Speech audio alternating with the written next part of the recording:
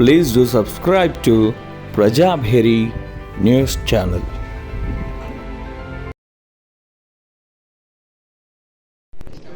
పదకొండున్నర కాకపోతే 11:30 కన్నా చాలా అయితే సగం అన్న అయిపోయింది.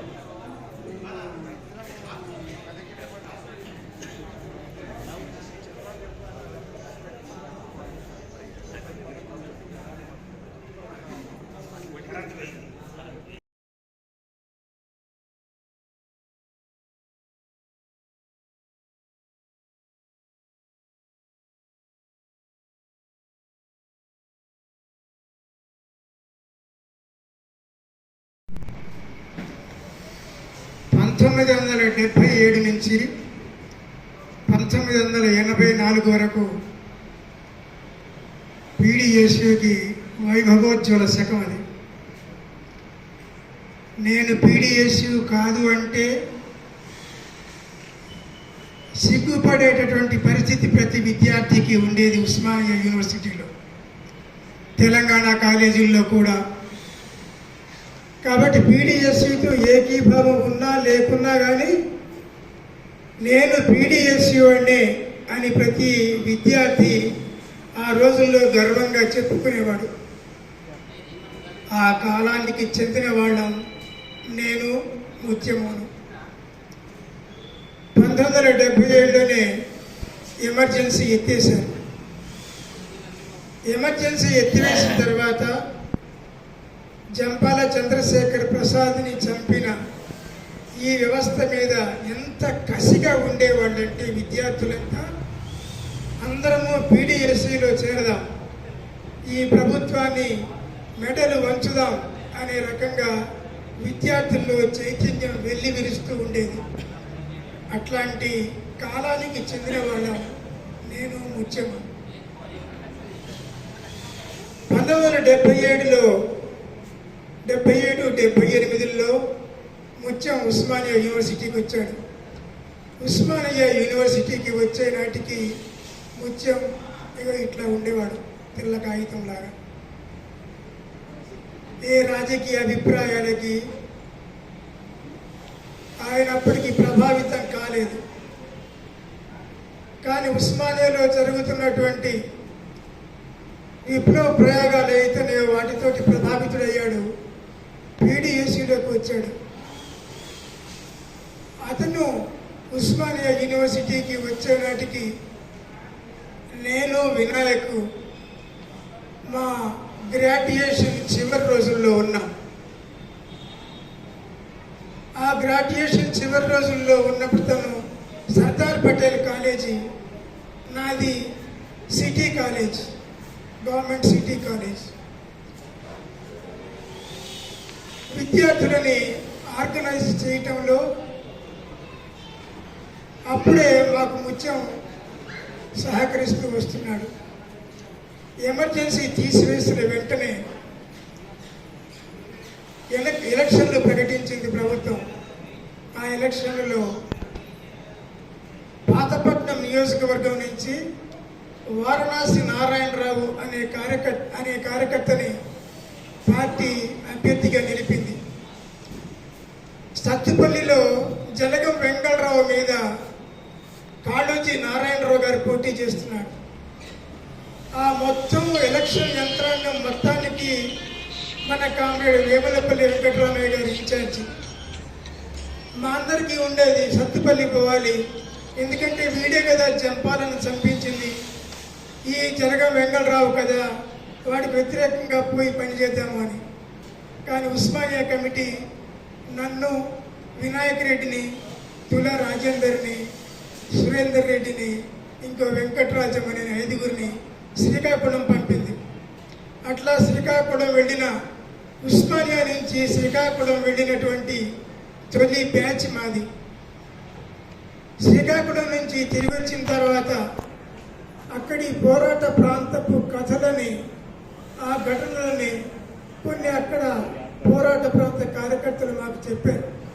వాటిని వచ్చి ఇక్కడ ఉస్మానియా యూనివర్సిటీలో చెప్తుంటే ఇక్కడ కార్యకర్తలంతా ఉప్పొంగిపోయేవాళ్ళు.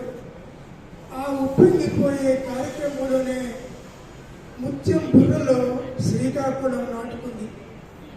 శ్రీకాకుళం నాటుకున్న తర్వాత తను ఏ ఏ రకంగా అయితే ఎదుగుతూ వచ్చినాడో పీడిఎస్సీలో, అదే రకంగా శ్రీకాకుళం మీద కూడా తన వ్యామోహం విపరీతంగా పెరిగిపోయింది. అప్పటి వరకు శ్రీకాకుళం మీద వచ్చినవి చాలా చిన్న చిన్న పుస్తకాలు. వెంకటాపు సత్యనారాయణ గారు రాసిన ఒక చిన్న పుస్తకమే. పెద్ద పెద్ద పుస్తకాలు, పెద్ద పెద్ద పరిశోధకులు రాసినవి ఏమీ లేవు. అప్పుడే ముత్యంపురంలో నాటుకుంది శ్రీకాకుళం ఉద్యమాల దాని పూర్వాపరాలని మొత్తాన్ని కూడా తెలుగుతో లోకానికి చాటాలి అనేది. అలా కూర్చుని ఆ తర్వాత తన ఎన్నికల్లో పార్టిసిపేట్ కావటము, ఈ పనుల్లో ఉండటము, ఆ తర్వాత పార్టీలో రకరకాల సంక్షోభాలు, రకరకాల ఆలోచనలు రావటము. ఆ ఆలోచనలు రావటంలో వేములపల్లి వెంకటరామయ్య గారు ఫ్యాసిజానికి సంబంధించి ఒక రకమైన అభిప్రాయాన్ని ఆనాడు కలిగి ఉన్నారు. మరి ఆనాడు అట్లాంటి అభిప్రాయాన్ని కలిగి ఉన్నప్పుడు అది పార్టీలో పెద్దలకు భిన్నమైనటువంటి అభిప్రాయం. ఆ అభిప్రాయాన్ని నేను, ముత్యము, చంద్రశేఖర్ రెడ్డి, ఇంకా మిగతా లా కాలేజీ స్టూడెంట్స్ ఆ అభిప్రాయాన్ని మేము బలపరిచినాం. ఆ అభిప్రాయాన్ని మేము బలపరిచినందుకు మమ్మల్ని పార్టీ విక్టిమైజ్ కూడా చేసింది. మేము బాధితులుగా కొంతకాలం ఉన్నాం. కానీ ముత్యంలో ఉన్న టాలెంట్, ముత్యంలో ఉండేటటువంటి ఆర్గనైజింగ్ కెపాసిటీస్, ముత్యం మనుషుల్ని కూర్చోబెట్టి ఒప్పించగలిగే నైపుణ్యం వల్ల చివరికి అనివార్యంగా పార్టీకి భిన్నమైన ఆలోచన కలిగి ఉన్నప్పటికీ కూడా ఆర్ట్స్ కాలేజ్ ప్రెసిడెంట్గా అతన్ని పోటీ చేయించాల్సి వచ్చింది. పోటీ చేయించాము, నెగ్గాడు కూడాను. ఇది ఆనాడున్నటువంటి పరిస్థితి. ఆనాడున్న పరిస్థితుల్లో ముత్యంకుండే టాలెంట్ వల్లనే, కేవలం టాలెంట్ వల్లనే పార్టీ నాయకత్వము, అగ్రనాయకత్వం అందరూ కూడా పార్టీని, ముత్యాన్ని అభ్యర్థిగా పెట్టాల్సిన పరిస్థితి ఆనాడు వచ్చింది. ఇక ఆనాడు ఎప్పుడైతే శ్రీకాకుళం పురంలో కూర్చుందో 1984 అయిపోయింది. 84 అయిపోయిన తర్వాత 86 నాటికి తను అప్పటికి ఎంఏ ఫిలాసఫీ అయిపోయింది, ఎంఏ లింగ్విస్టిక్స్ అయిపోయింది, ఎంఏ తెలుగు అయిపోయింది. 3 ఎంఏలు పూర్తి చేసుకున్నాడు. అప్పటికి ఈ 3 ఎంఏలు పూర్తి చేసుకున్న తర్వాత అతనికి కొంతకాలం లింగ్విస్టిక్స్ మీద, భాషా శాస్త్రం మీద కొద్దిగా మక్కువ చూపాడు. భాషా శాస్త్రాన్ని అనుసరిద్దామని అనుకున్నాడు, దాని మీద రీసెర్చ్ చేద్దామని అనుకున్నాడు. కానీ ఆ బుర్రలో పురుగు తెలుస్తుంది కదా, శ్రీకాకుళం శ్రీకాకుళం శ్రీకాకుళం అని. ఆ శ్రీకాకుళం కోసమే బనారస్ హిందూ యూనివర్సిటీకి వెళ్ళాడు. నేను మొన్న రాసిన వ్యాసంలో రాశాను, బనారస్ హిందూ యూనివర్సిటీలో కూడా తను శ్రీకాకుళోద్యమం మీద పరిశోధన చేస్తానంటే ఆయనకి సీటు వచ్చే పరిస్థితి లేదు. కాబట్టి ఎట్లా తీసుకురావాలని సాహిత్యాన్ని ఆలంబనగా చేసుకొని శ్రీకాకుళం ఉద్యమాన్ని ప్రజల ముందుకు తీసుకోవాలి. అందుకని ఏమన్నాడు, అది అతను రెచ్చగొట్టే రకంగా ఇంటర్వ్యూలో మాట్లాడుతుంటే, ఏమొచ్చిందయ్యా శ్రీకాకుళం, ఎన్కౌంటర్లు, హత్యలు తప్ప అంటే ఏమన్నాను ఈయన, లేదు సార్ శ్రీకాకుళం ఉద్యమం పాటనిచ్చింది అన్నాడు. పాటనిచ్చింది, ఓహో పాటనిచ్చిందా అంటే తెలుగు శాఖవాడు తెలుగు సాహిత్యానికి సంబంధించిన పాట వచ్చింది అని ఒక ఇన్కంపెంట్ క్యాండిడేట్ అడుగుతుంటే ఏమంటాడు, వెంబటే తనకు సీట్ ఇచ్చేశారు. అట్లా సాహిత్యాన్ని ఆలంబనగా చేసుకుని శ్రీకాకుళం ఉద్యమాన్ని తన ఆ పుస్తకం మొత్తం కూడా నిర్మాణం అంతా అట్లే ఉంటే చూడండి మీరు.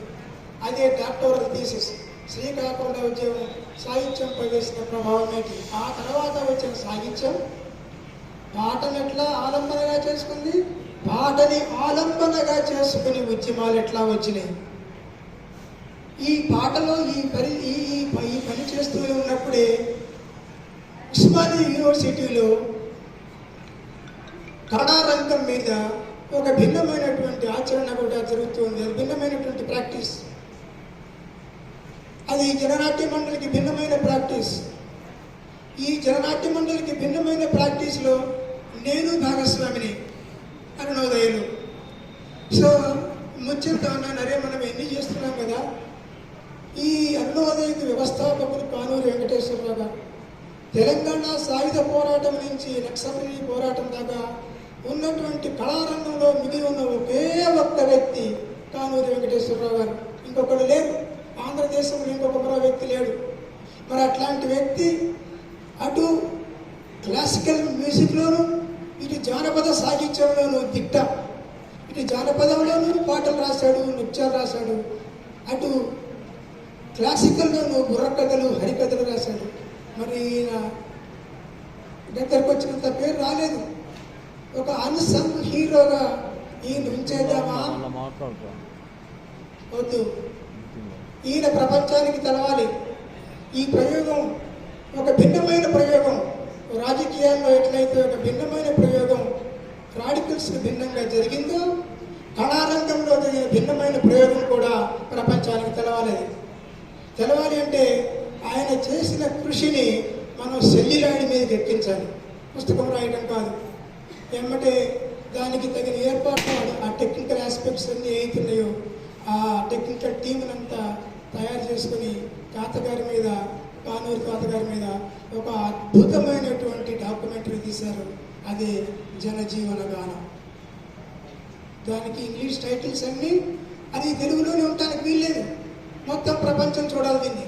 మొత్తం ప్రపంచం చూడాలి అంటే తెలుగులో డైలాగ్స్ సరిపోదు, కాబట్టి ఇంగ్లీష్ సబ్ టైటిల్స్ తోటి అది ఉండాలి.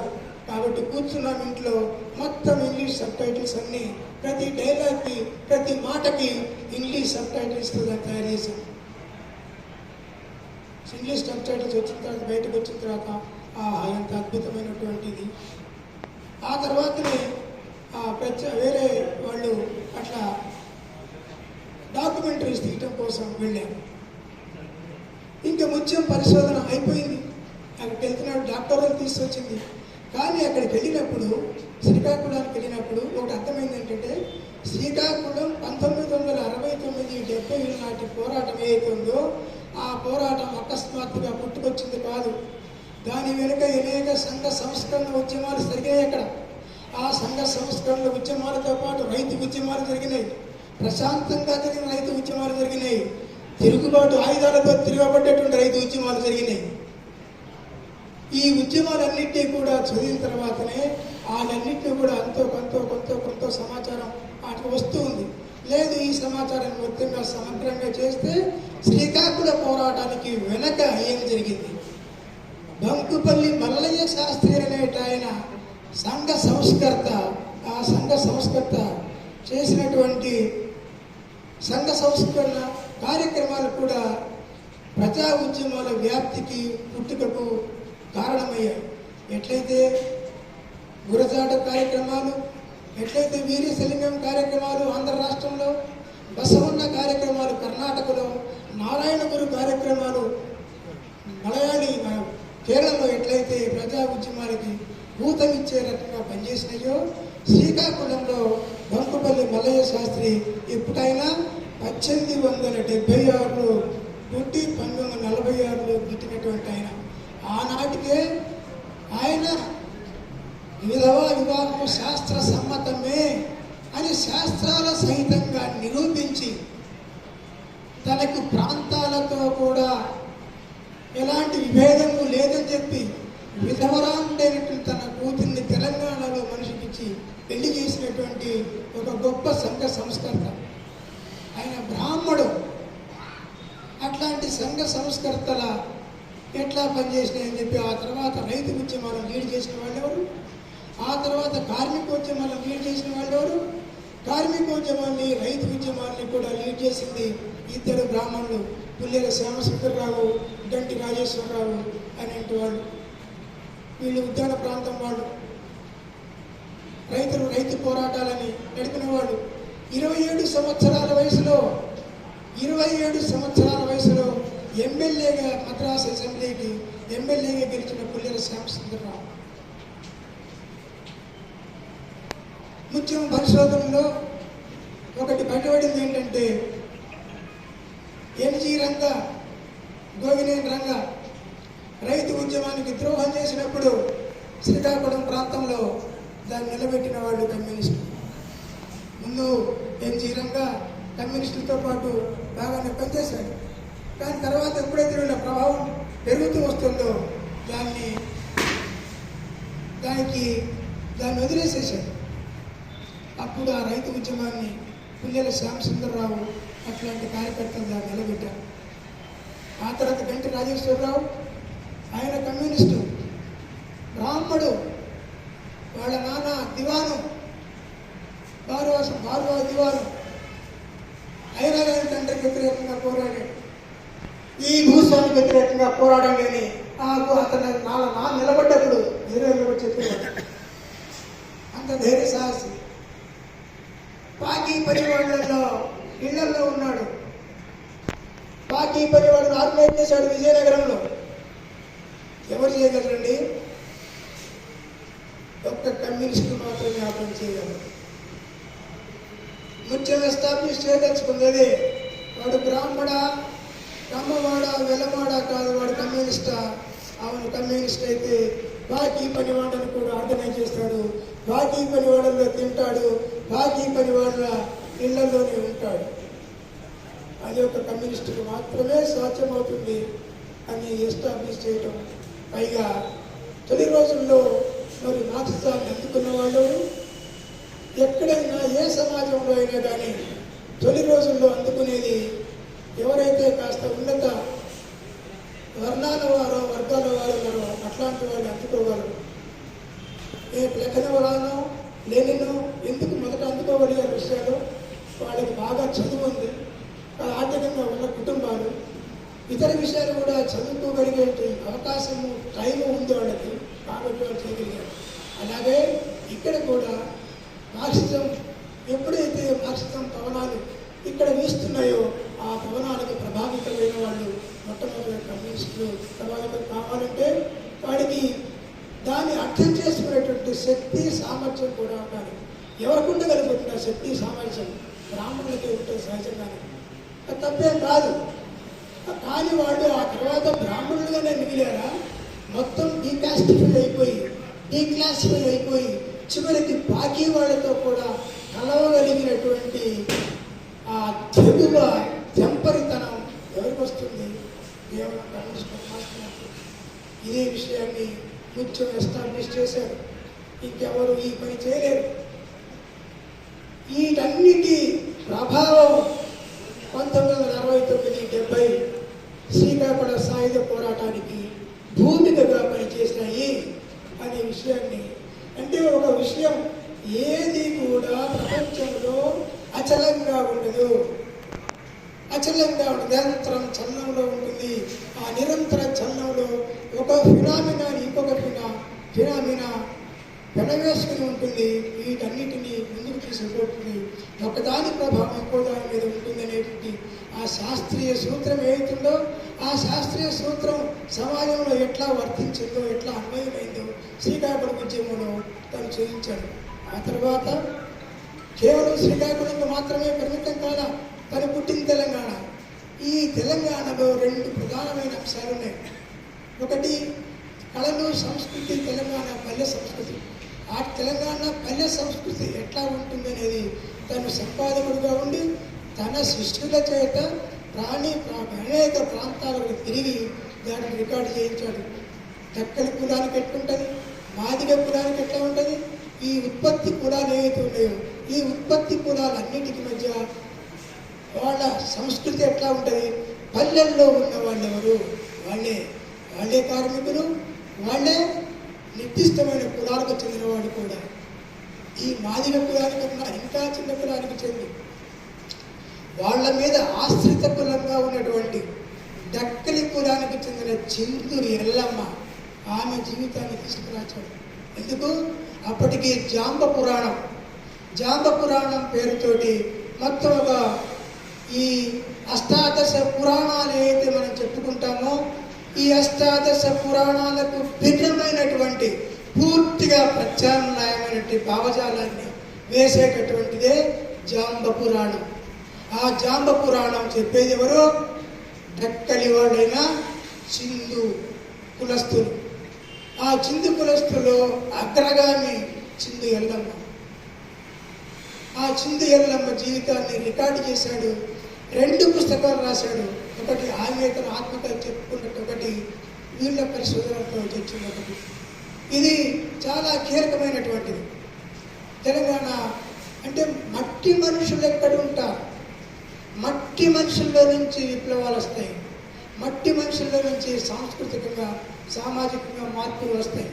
ఆ మట్టి మనుషులు మాట్లాడుకునే సామెతలు ఏమిటి, ఆ మట్టి మనుషులు మాట్లాడుకునే సామెతలు ఏమిటో తెలంగాణ శాస్త్రాల పేరుతోటి ఇక్కడ మట్టి మనుషులు మాట్లాడుకునే మాటల్లో వచ్చే దొరలేటటువంటి నానుడి, ఇక్కడ నుడికారం, ఇవన్నీ కూడా ఎట్లా ఉంటుందనేది తెలంగాణ శాస్త్రాల పేరుతోటి ఇక్కడ చేశారు. ఒక పక్కనే తెలంగాణ మీద పనిచేస్తూనే శ్రీకాకుళంలో మిగిలిపోయిన పనంతా చేస్తూ వచ్చాడు. అక్కడ ముఖ్యమైనటువంటిది ఈ సాయుధ పోరాటంలో తను ఆలంబనగా చేసుకుందేంటి, పాటలు. ఆ ఆలంబనగా చేసుకున్న పాటలో శ్రీకాకుళం ఉద్యమంలో బాగా వెన్నకొచ్చిన పాట ఏమిటి, కమ్యూనిస్టులం మేము కష్టజీవులం, అవునన్నా కాదన్నా అదే ఇష్టం, ఎరుపంటే కొందరికి భయం భయం. ఈ పాటలు వచ్చినాయి. ఈ పాటల రచయిత సుబ్బారావు పాణిగ్రాహి. సో సుబ్బారావు పాణిగ్రాహి జీవితాన్ని పరిశీలించేటప్పుడే ఒక ఆసక్తికరమైన పరిణామం కూడా వచ్చింది. ఏమిటది, ఒకనాడు శ్రీకాకుళం కమ్యూనిస్టు పార్టీ కమిటీ కూడా ఆంధ్రప్రదేశ్ కమ్యూనిస్టు విప్లవకారుల సమన్వయ కమిటీతో ఉంటూనే దానితో తెగదెంపులు చేసుకున్నారు. కారణం ఏమిటి అంటే సుబ్బారావు పాణిగ్రాహి ద్వారా నక్సల్బరీ రాజకీయాలు, ఖతం కార్యక్రమం, ఇట్లాంటివన్నీ కూడా శ్రీకాకుళం ఉద్యమంలోకి వచ్చినాయి అనేది. మీ అందరికీ అప్పుడప్పుడు మరి ఎవరన్నా మాట్లాడారో లేదో కానీ మాకు పరుచూరు సీతారామయ్య గారు మాట ఎప్పుడు అనుకునేవారు, పంచాయతీ కృష్ణమూర్తి తనది కాని లైన్కి బలైపోయినాడు అంటే పంచాయతీ కృష్ణమూర్తి లైన్ లేరు, అయినా జిల్లా కమిటీ అనుసరించిన పద్ధతి కాబట్టి దానికి తనది కాని లైన్కి తను బలైపోయినాడు అని. అట్లా శ్రీకాకుళం ఉద్యమానికి నక్సల్బరీ రాజకీయాలు రావడం, వచ్చిన తర్వాత ఆ ఉద్యమం అంతా కాస్త అతలాకుతలం కావటం, అదంతా కూడా శ్రీకాకుళం ఈ సుబ్బారావు పాణిగ్రాహి సాహిత్యం దాంట్లో రికార్డు చేశాడు. దానికి ఆ పుస్తకానికి పీపీ ఒక ముందు మాట రాశాడు, నేను ముందు మాట రాశాను ఒక ఆప్తవాక్యం పేరుతో. తెలంగాణ శాస్త్రాలు కూడా అట్లాగే ఇక్కడ తిరిగి చేస్తున్న దానికి నేను ఒక ఆప్తవాక్యం రాశాను ముందు మాట. చిందు ఎల్లమ్మ దానికి మొత్తం అంతా ఒక పేరాగా రాశాడు. ఇవన్నీ మేము వచ్చి క్యాసెట్స్ అన్ని వింటున్నప్పుడు పుస్తకంగా రావాల్సిన అవసరాన్ని సూచించింది నా మిత్రుడు మాధవ. అట్లా మొత్తం ఈ పుస్తకాలు, సాహిత్యము, పరిశోధన వీటన్నిటిలోనూ కూడా ఎంతో కొంత పాత్ర తనకి నేను ఇట్లా భుజాలు ఆసనాగా ఇచ్చింది. ఇంకా కామ్రేడ్స్ ఇంకా 2 అంశాలు మాట్లాడతాను. తెలంగాణకు సంబంధించి తెలంగాణలో కమ్యూనిస్టు ఉద్యమం మొదలైంది కరెక్టే, కానీ తొలి కమ్యూనిస్టు ఎవరు, తొలి కమ్యూనిస్టు ఎవరు, ఆ తొలి కమ్యూనిస్టుగా బీజాలు పెట్టడం కోసం ఏమి కారణాలైనాయి, దాన్ని పరిశోధించి ఒక విషయాన్ని నిగ్గుదించినాడు. ఏంటంటే సర్వదేవ భట్ల రామనాథం అనే బ్రాహ్మడు ఈ తెలంగాణలో కమ్యూనిస్టు ఉద్యమం రావటానికి దాన్ని తీసుకురావటం కోసం చేశాడు. అతనే తొలి కమ్యూనిస్టు. 1932లో ఇప్పుడు ప్రకాశం జిల్లా కొత్తపట్నంలో క్లాసులు జరిగినాయి.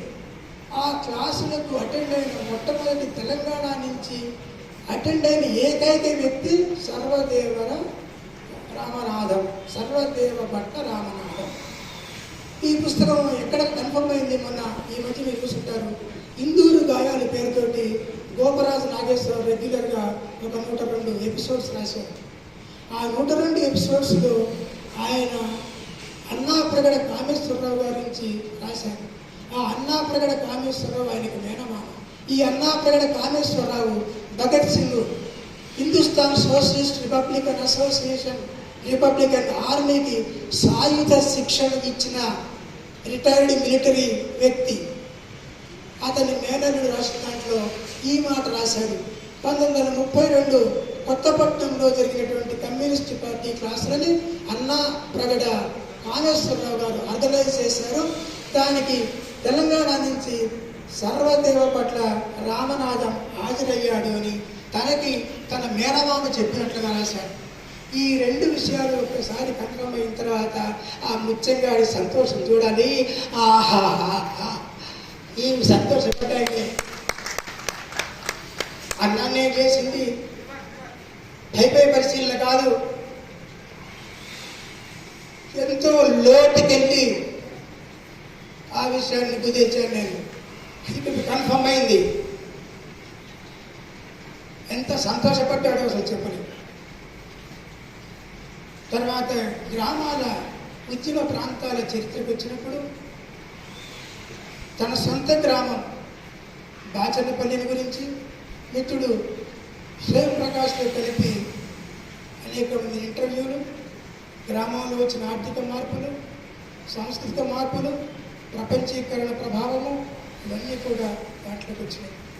ఇక భాష మీద, తెలుగు భాష మీద, తెలంగాణ భాష మీద, ఆదివాసీ భాష మీద ప్రపంచీకరణ జరుగుతున్న ఈ పరిణామంలో, ఈ ప్రక్రియలో వాళ్ళ భాషల మీద జరుగుతున్న ప్రభావం ఏంటి, వాళ్ళ భాషలు ఎట్లా తమ ఒరిజినాలిటీని కోల్పోయేటటువంటి పరిస్థితులు ఉన్నాయనేది తెలంగాణ భాష,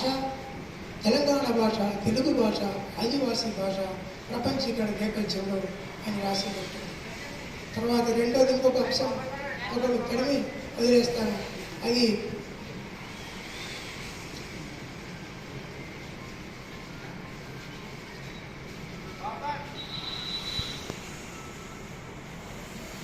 తెలంగాణ సాయుధ పోరాటంలో అప్పుడు వరంగల్ శివ, అప్పటి వరంగల్ శివలో ఒక కీలకమైన గ్రామం పిండిప్రోలు. ఆ పిండిప్రోలు గురించి తను వేరే మిత్రుడితో కలిసి, శివలింగం అనే మిత్రుడితో కలిసి చేసిన పరిశోధన మొత్తం ఆ గ్రామం సాయుధ పోరాటానికి ఒక వెన్నుదన్నుగా ఎలా నిలబడింది, ఆ పోరాటం ఆ గ్రామం నుంచి ఎంతమంది పోరాట యోధులు వచ్చారు, ఎంతమందిని ప్రభుత్వం చంపేసింది, అక్కడ మహిళా ఉద్యమం ఏ రకంగా ఎదిగింది అనేదాన్ని మనకు మొత్తం కళ్ళ పెట్టినట్లు చూపారు. అయితే మీకు ఒక మాట ముగించే ముందు నేను ఒక మాట చెప్తాను.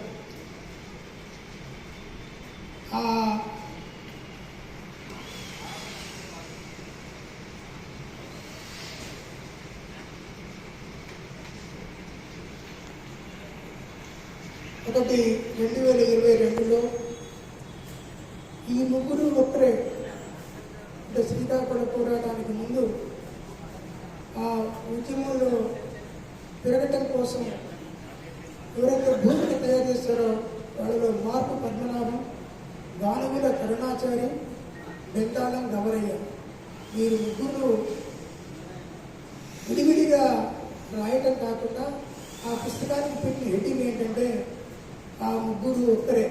ఈ ముగ్గురు ఒక్కరే అంటే 3 పాయలు ఉంటే 3 పాయల్ని జడేస్తే జడ ఒక్కటే, అట్లా అన్నట్టుగా అంత అద్భుతంగా ఈ ముగ్గురి కాలాలు వేరు, కానీ ఆ ముగ్గురి పనితనం ఎట్లా ఉందనేది అద్భుతంగా రాశారు. దానికి నాకేమనిపించిందంటే అది ఒక జడ, అది ఆ జడలో ఒకటి వంశధార నది, ఇంకొకటి నాగావళి నది, ఇంకొకటి సునాముది నది. ఈ మూడింటిని వేడిగా తయారు చేసినాడు అని నాకు అనిపించి నేను అట్లా అభివర్ణించాను. అంటే ఈ 3 ముఖ్యమైనటువంటి నదులు ఎట్లయితే పెనవేసుకుంటే ఏక ప్రవాహంగా, ఏక స్రవంతిగా ఎట్లా మారుతూ వస్తుందో ఆ ముగ్గురి ఆలోచనలు కమ్యూనిస్టు ఉద్యమం అనేటటువంటి ఒక పోరాటానికి ఎట్లా దారి తీసిందో అనే దాన్ని చాలా అద్భుతంగా ముఖ్యం వివరించారు.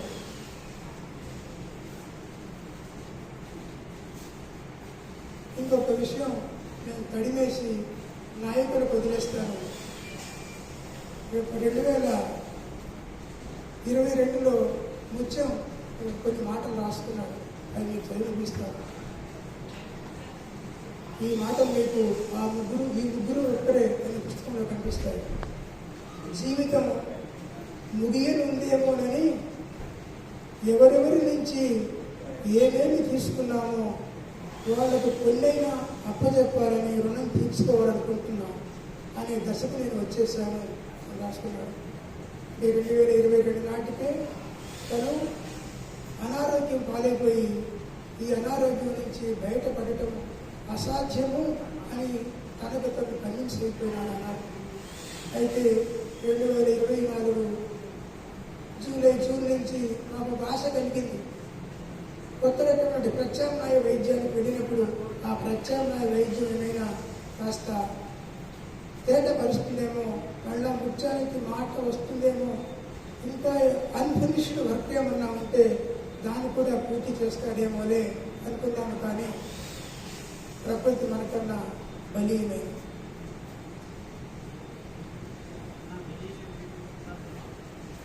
పాపన చెప్పేశాడు కదా, పాపన చెప్పాడు కాబట్టి జరగట్లేదు. అంటే ఇక్కడ సహస్రాబ్ది ఉత్సవాలు జరుపుదామనుకున్నాం.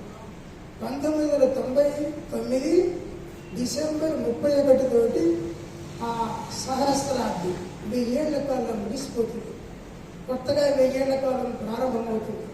ఈ కొత్తగా 1000 ఏళ్ల కాలాన్ని ధూమ్ధామ్తో ఆహ్వానిద్దామని అనుకుని ఇట్లా ముత్యం చూసినాం. ఏమరా ఓ అక్క అలా నేను రెడీ చేసుకున్నాను. అక్కడి నుంచి హేమచంద్ర పాణిగ్రాహి రెడీ చేశాడు, వాళ్ళ అబ్బాయి నిరంజన్ రెడీ చేసినాడు, ఇంకొక వర్తగాడిని. వీళ్ళు ముగ్గురే కాకుండా మళ్ళా 4 రోజుల తర్వాత మళ్ళా ఫోన్ చేశాడు. అన్నా ధర్మపురి శ్రీ కృష్ణమూర్తి అని బరంపురం నర్తనశాల హరికథ చెప్తాడు. నర్తనశాల హరికథ చెప్తాడా అంతా ఇదే కదా, అంటే వాళ్ళ బృహన్నల పాత్ర కదరా, ఏం బృహన్నలు వేస్తాడరా అంటే కాదన్నా చూడు అని తీసుకొచ్చాడు. తీసుకొచ్చి ఇక్కడ చూస్తే ముందు గణపతి స్తోత్రంతో మొదలుపెట్టాం కదా, గణేశ విగ్రహం నిన్న మొదలుపెట్టాడు. ఆ గణేశుడు ఎవడ్రా, ఆ గణపతి ఎవడ్రా అంటే శ్రీకాకుళోద్యమానికి భానుడు కామాడ గణపతి. కామాడ గణపతిని దింపేశాడు మొత్తం గణపతి స్తోత్రంలో. దాంట్లో పాత్రలన్నీ కూడా వీళ్ళే శ్రీకాకుళోద్యమైన పాత్రలే వచ్చేస్తుంటాయి హరికథలో. అంత అద్భుతంగా హరికథని ఆయన అట్లా మోటివేట్ చేసుకోగలిగాడు. ఒక నర్తనశాలని కొత్త రాజకీయాలతో దాని ఏది మాట్లాడలేదు. ఇంకొకటి చివరి మాట,